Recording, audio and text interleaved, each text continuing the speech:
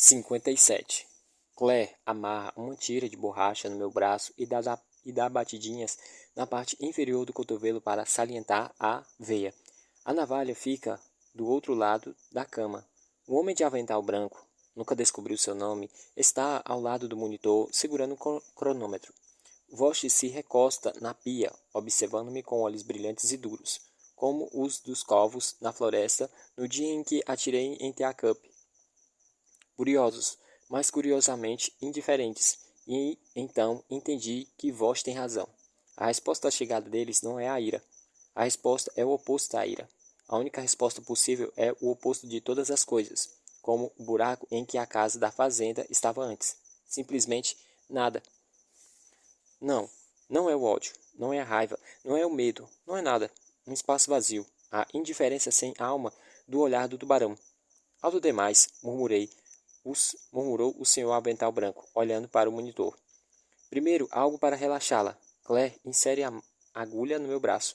Olhe para a navalha. Ela desvia o olhar. Melhor, diz o avental branco. Não me importo com o que faz comigo. Falo para a voz. Minha língua parece inchada e pesada.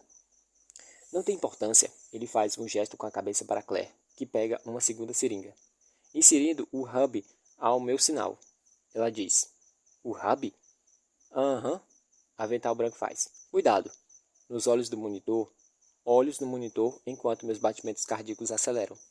Não tenha medo, Voz fala. Não vai machucá-la. Claire lhe lança um olhar espantado. Ele dá de ombros. Bem, fizemos os testes. Ele estala os dedos para ela. Ande logo com isso. Peso 10 milhões de toneladas. Meus ossos são como ferro. O resto é de pedra. Não sinto a agulha penetrar no meu braço. Claire diz. Agora. E o avental branco aperta o cronômetro. O mundo é um relógio. Os mortos têm sua recompensa. Vosh declara. São os vivos, você e eu, que não têm trabalho a fazer. Dê o nome que quiser. Destino, sorte, providência. Você chegou às minhas mãos para ser meu instrumento. Fixando ao córtex cerebral, diz Claire. A voz dela soa abafado, como os meus ouvidos tivessem sido tapados com algodão. Viro a cabeça para ela. 1000 anos se passam. Você já viu uma coisa? Você já viu um antes? Voz diz, a milhares de quilômetros de distância. Sala de testes, no dia em que chegou ao campo-abrigo. Nós lhe dissemos que era a infestação de uma forma de vida alienígena ligada ao cérebro humano. Era mentira.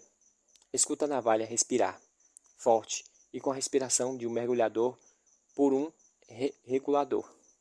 Na verdade, é um hub de comando microscópico fixado ao lábio frontal do seu cérebro. Vosh informa. Uma CPU, se proferir. Inicializando, Claire avisa. Tudo ok até agora. Não é para controlar você, Vosh ajunta. Induzindo primeira série. A agulha reluzindo na luz fluorescente.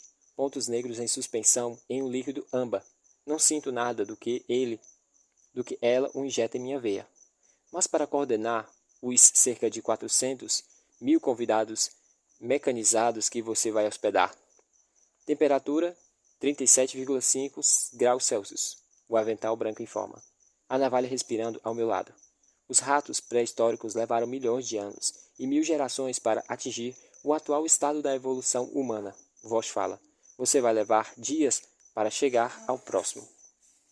Ligação com 3 séries completa. Claire anuncia, curvando-se sobre mim outra vez. Hálito de amêndoas amargas. Introduzindo a segunda série. O quarto está quente como uma fornalha. Estou encharcada de suor. Avental branco anuncia a minha temperatura é de 38,8 graus Celsius. É um negócio complicado. A evolução. Voz continua. Muitas partidas falsas e becos sem saídas. Alguns candidatos não são hospedeiros adequados. O sistema imunológico entra em colapso e eles sofrem de dissonância cognitiva permanente. Em termos leigos, eles enlouquecem. Estou queimando.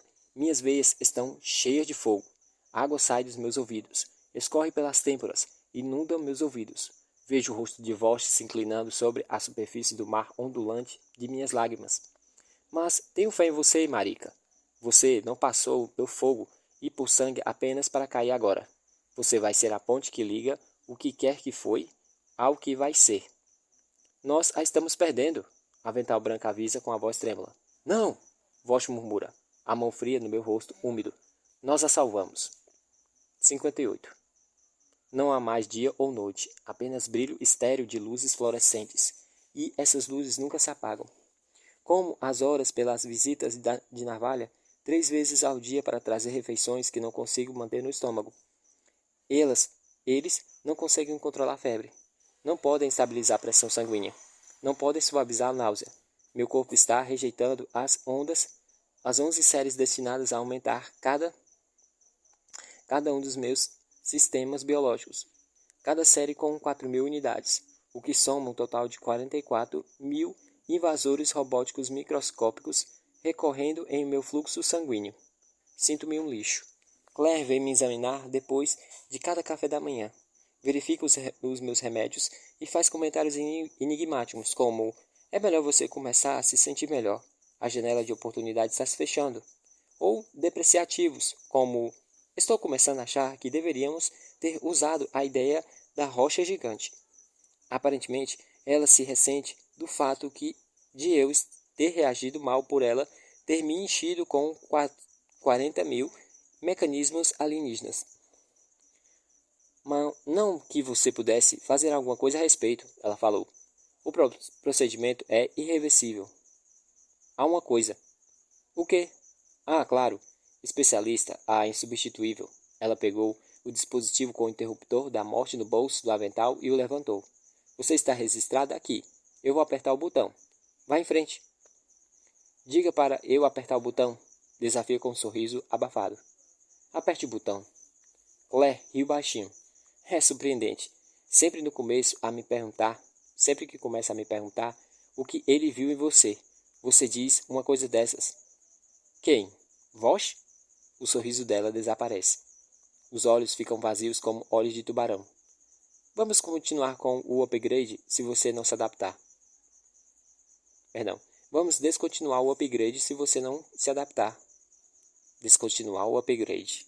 Eu tiro as ataduras dos nós dos dedos. Nenhuma casca, nenhum hematoma, nenhuma cicatriz. Como se nada tivesse acontecido. Como se eu nunca tivesse socado a parede até a pele se abrir entre os ossos.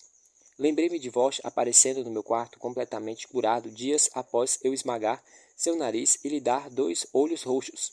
E de Sullivan que contou a história de Evan Walker dilacerando por estilhaços de granada e, mesmo assim, horas depois, ser capaz de se infiltrar e destruir uma instalação militar inteira sozinho. Primeiro, eles pegaram Marika e a transformaram em especialista. Agora pegaram o especialista e, por meio de um upgrade, fizeram dela alguém totalmente diferente.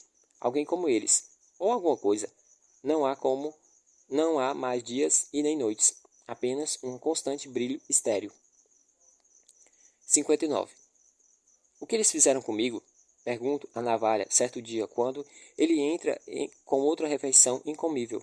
Não espero resposta, mas ele está esperando que eu faça a pergunta. Ele deve achar estranho se eu não o fizesse. Ele dá de ombros, evitando meu olhar. Vamos ver qual é o cardápio de hoje. Bolo de carne? Que sortudo, hein? Eu vou vomitar. Ele arregala os olhos. Mesmo? Ele procura o container de plástico em volta desesperado. Por favor, leva a bandeja embora, eu não consigo. Ele franze o senho. Eles vão desligar você se não conseguir se recompor. Eles podem ter feito isso com qualquer pessoa, digo. Por que comigo? Talvez você seja especial. Sacudo a cabeça e respondo como se ele estivesse falando sério. Não, acho que é porque outra pessoa é. Acho. Não. Acho que é porque você. Ave Maria. De novo. Não. Acho que é porque outra pessoa é. Você joga xadrez? Ele se espanta e pergunta. Jogou o quê? Talvez a gente pudesse jogar, quando eu me sentir melhor. Sou mais ligado em beisebol. Mesmo? Imaginei que fosse natação ou tênis. Ele inclina a cabeça e franze as sobrancelhas. Você deve estar se sentindo mal, conversando como se fosse metade humana. Eu sou metade humana, literalmente. A outra metade? Dou de ombros. Consigo arrancar um sorriso. O 12º sistema é definitivamente deles, ele fala. O 12º sistema? O que exatamente isso quer dizer? Não tenho certeza, mas desconfio que tem algo a ver com os 11 sistemas normais do corpo humano. Descobrimos um meio de tirá-los dos corpos dos TEDs. Navalha para de falar. Lança um olhar desconcertado para a câmera. Seja como for, você tem que comer. Ouvi alguma coisa sobre o tubo de alimentação. Então essa é a versão oficial? Como no País das Maravilhas, vamos usar tecnologias deles contra eles? E você acredita nisso? Ele recosta na parede, cruza os braços no peito e cantarola Flow the Yellow Brick Road do Mágico de Oz. Sacuda a cabeça, surpreendente. Não é que as mentiras sejam maravilhosas demais para resistir. É que a verdade é horrível demais para se enfrentar. O comandante Vosch está implementando bombas em crianças. Eles estão transformando crianças em Days, conto a ele. Ele cantarola mais alto. Criancinhas, mal sabem andar. Elas são separadas quando chegam, não são? Haviam várias no campo-abrigo. Qualquer uma com menos de 5 anos é levada para outro lugar e nunca mais é vista. Você viu alguma? Onde estão as crianças, Navalha? Onde elas estão? Ele para de cantarolar tempo suficiente para dizer. Cala a boca, Dorothy. E faz isso sentido? Carregar tecnologia alienígena superior em uma Dorothy? E se o comandante decidisse aperfeiçoar pessoas para a guerra? Você acha mesmo que eles iriam escolher as malucas? Não sei. Eles escolheram você, não foi? Ele pega a bandeja com a refeição intocada e vai para a porta. Ei, não vá! Ele se vira surpreso. O rosto está quente. A febre deve estar subindo. Tem que ser isso. Por quê? Ele pergunta. Você é a única pessoa sincera com quem eu posso falar? Ele ri. É uma risada gostosa, autêntica, espontânea. Gosto dela, mas estou febril. Quem disse que eu sou sincero? Ele perguntou. Todos nós somos inimigos disfarçados, não é? O meu pai costumava contar uma história sobre 6 homens cegos e um elefante. Um dos homens sentiu a perna do elefante e disse que o animal devia parecer com um pilar. Outro sentiu o tronco e disse que o elefante deveria ser parecido com um galho de árvore. O cego número 3 sentiu a cauda e disse que o elefante era uma corda. O quarto sujeito sentiu o ventre do animal. Ele era uma parede. O quinto sujeito viu a orelha. O elefante tem o formato de um leque. O sujeito número 6, um marfim, de modo que o elefante devia ser como um cachimbo. Navalha me olha com expressão fria durante um longo tempo, e então sorri. É um bom sorriso. Gosto dele, também. É uma ótima história. Você deveria contá-la em festas. Acontece, digo a ele, que a partir do momento em que a nave deles apareceu, todos nos transformamos em homens cegos tateando um elefante. 60. No constante brilho estéril, conto os dias pelas refeições não comidas que eles trazem. 3 refeições um dia. 6, 2 dias. No 10º dia, depois que ele colocou a bandeja na minha frente, pergunto. Por que você se importa? A minha voz está como a dele agora, num granizo rouco. Estou encharcado de suor, e a febre está alta. A cabeça lateja e o coração bate acelerado. Ele não me responde.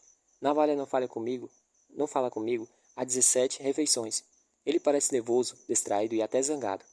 Claire também ficou silenciosa. Ela vem 2 vezes ao dia para trocar o saco intravenoso, olhar nos meus olhos como um oftalmologista, testar meus reflexos, mudar o saco de catéter e esvaziar o comandre. A cada sexta refeição, recebo um banho de esponja. Um dia ela trouxe uma fita métrica e passou em volta dos meus bíceps. Suponho que para verificar quanto músculo perdi. Não vejo mais ninguém. Nada do senhor avental branco. Nada de Vosch ou dos pais mortos bombeados para dentro da minha casa. Perdão. Nada de Vosch ou pais mortos bombeados para dentro da minha cabeça por ele.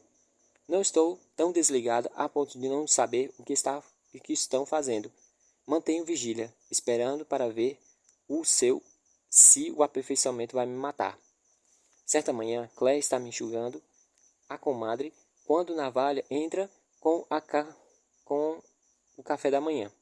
Ele espera em silêncio até eu terminar e então escuto sussurrar. Ela está morrendo. Claire sacode a cabeça. Ambientável. Pode ser Pode ser sim, mas pode ser seu palpite ambivalente. Pode ser sim, pode ser o seu palpite é tão bom quanto o meu.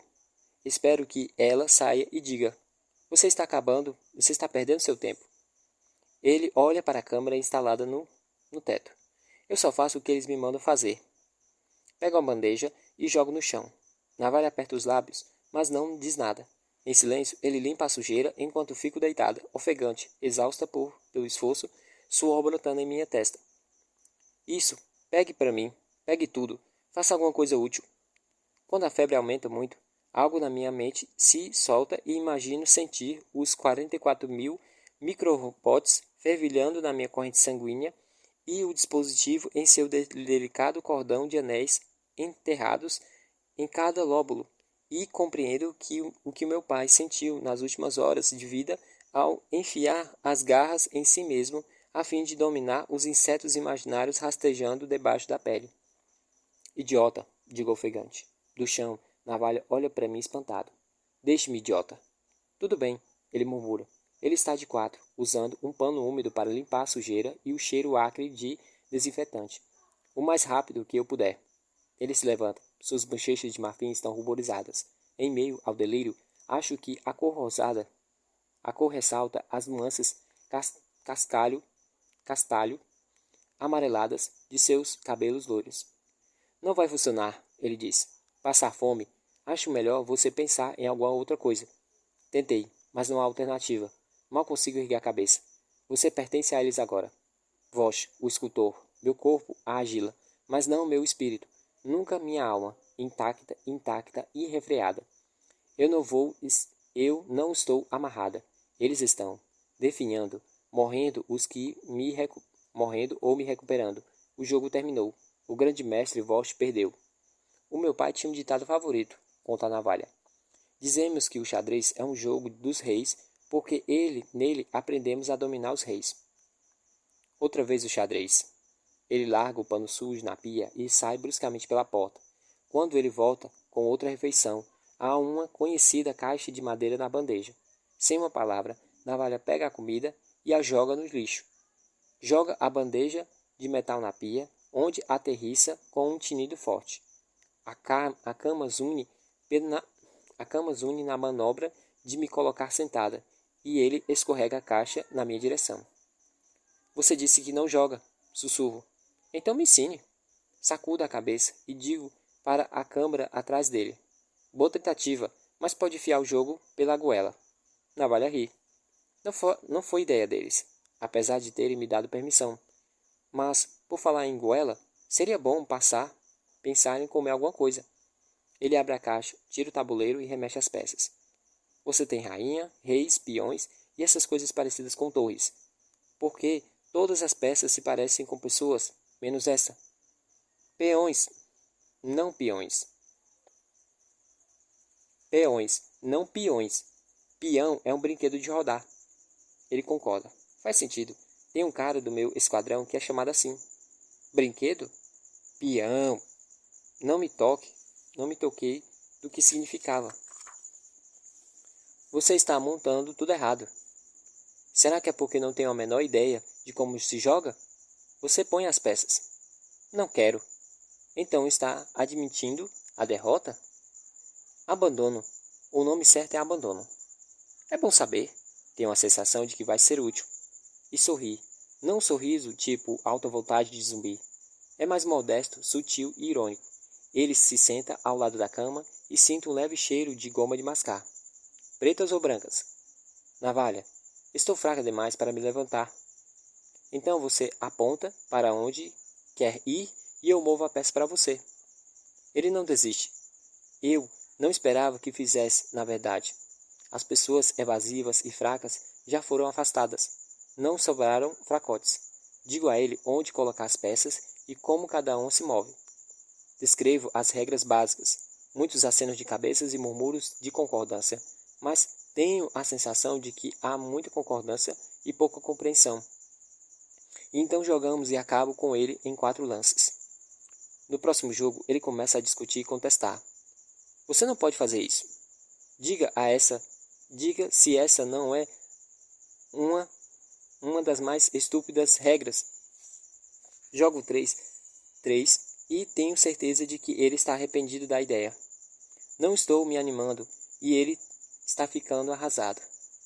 Esse é o jogo mais idiota que já inventaram, ele reclama. O xadrez não foi inventado, ele foi descoberto. Como a América? Como a matemática. Conhecia meninas como você na escola. Ele deixa o assunto e começa a armar o tabuleiro. Tudo bem, Navalha, estou cansada. Amanhã vou trazer um jogo de damas. Sentencia-se como uma ameaça. Mas isso não vai acontecer. Bandeja, caixa, tabuleiros. Dessa vez ele coloca as peças de uma forma estranha.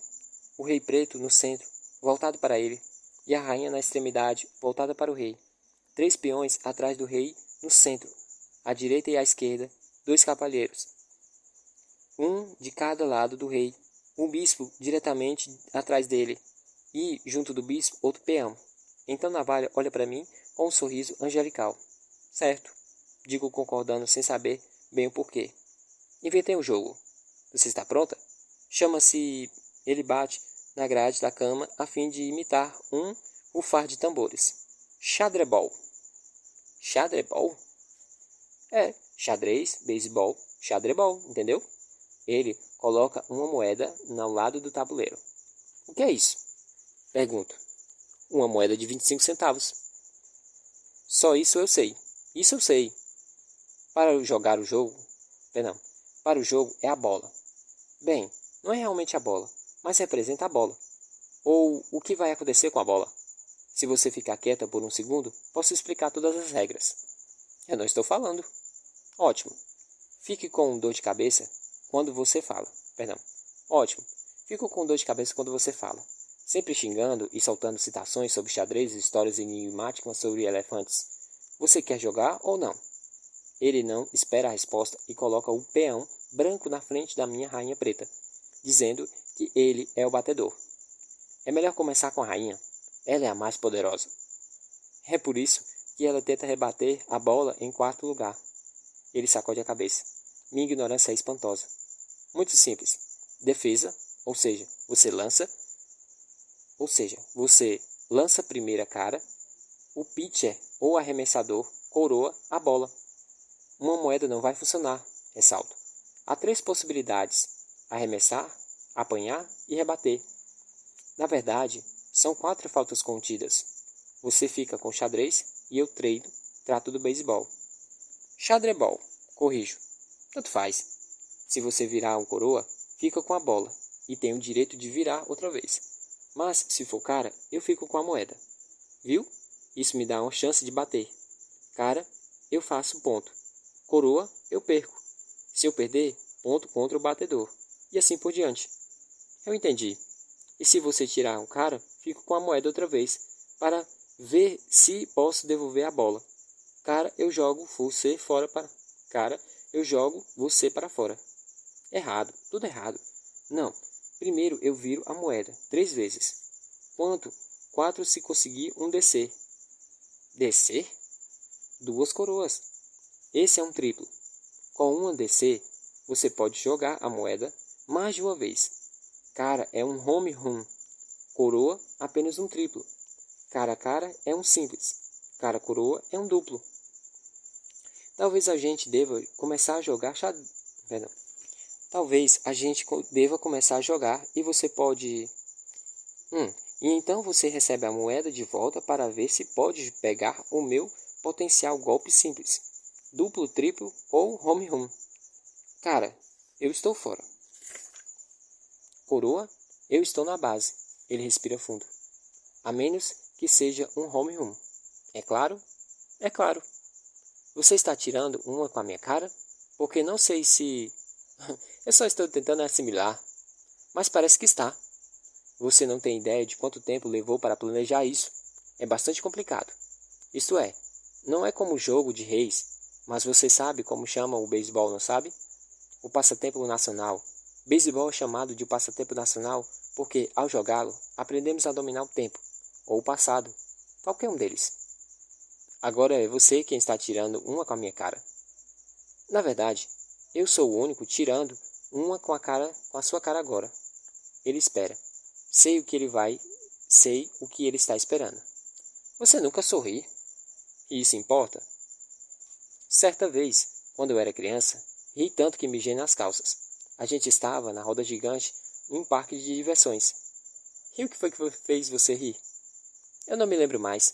Ele escorrega as mãos sob o meu punho e levanta meu braço para apertar a moeda na palma aberta. Joga a maldita moeda para a gente começar. Eu não quero magoá-lo, mas o jogo não é tão complicado. Ele fica muito animado pela primeira jogada. Soca o ar triunfante.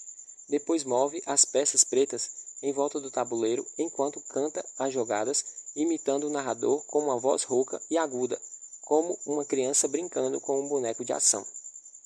É um mergulho profundo no campo central.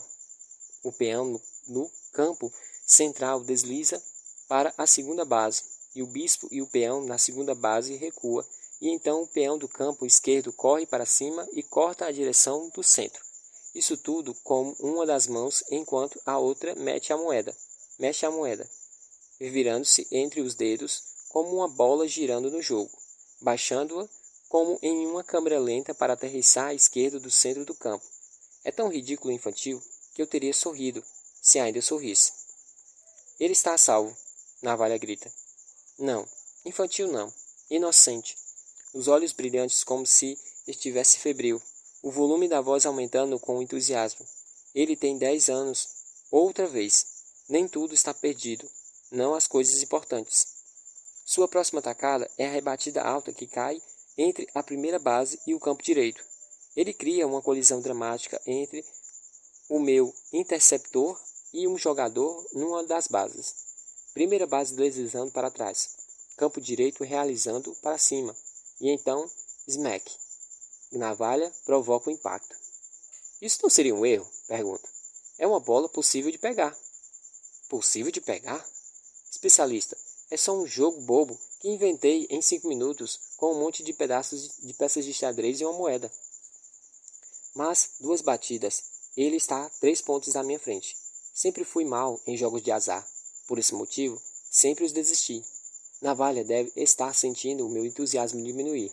Então ele aumenta o volume da narrativa enquanto desliza as peças pelo tabuleiro. Apesar de eu lembrar que não são minhas peças, já que sou eu quem está na defesa. Outro mergulho para o fundo da esquerda do campo. Outra bola atrás da primeira base. Outro impacto do primeiro jogador da base e o jogador de fora do campo central. Não sei se ele está se repetindo porque acha engraçado ou porque ele sofre de uma grave déficit de imaginação. Uma parte de mim sente que eu deveria estar profundamente insultada em nome dos jogadores de xadrez de todo mundo. No terceiro image, que é a entrada, estou exausta. Vamos continuar mais tarde à noite, sugiro. Ou amanhã. Amanhã é melhor. O quê? Você não está gostando? Isso não é isso. É divertido. Eu só estou cansada, muito cansada. Navalha dá de ombros, como se isso não importasse. Mas importa, ou ele não iria dar de ombros. Ele guarda a moeda no bolso e arruma as peças na caixa, resmungando algo em voz baixa, e escuto a palavra xadrez. O que você falou? Nada, desviando o olhar. Alguma coisa sobre xadrez. Xadrez no cérebro. Sinto muito que o xadrebol não tenha nem um pouco da emoção do xadrez. Ele põe a caixa debaixo do braço e vai pisando duro até a porta. Um último comentário irritando antes de sair. Pensei em animar você com um pouquinho, só isso. Obrigado. A gente não precisa mais jogar. Você está zangado comigo? Dei uma chance ao xadrez, não dei? Você não me viu reclamando. Você não deu uma chance, só reclamou, e muito. Pense a respeito. Pensar em quê? Ele gritando do outro lado do aposento. Pense a respeito. Navalha sai batendo a porta. Estou sem fôlego, trêmula, e não consigo entender o porquê.